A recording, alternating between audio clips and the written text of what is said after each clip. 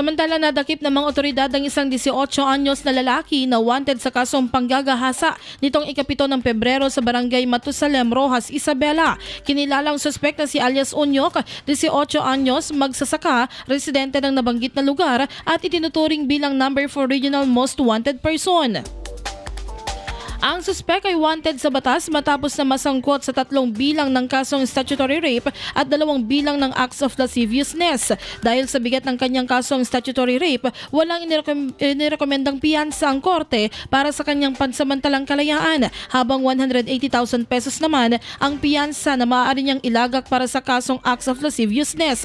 Ayon kay Police Colonel Manuel Bayani Bringas, Acting Provincial Director, ang pagkakadakip sa suspect ay patunay ng matibay na paninindigan ng kapulisan na pananagutin ng mga nasangkot sa mabibigat na krimen, lalo na ang may kinalaman sa pang-aabuso laban sa mga bata at kababaihan. Binigyang diin din niya na hindi ko konsintihin sa lalawigan ang anumang paglabag sa batas at sa karapatan ng mamamayan.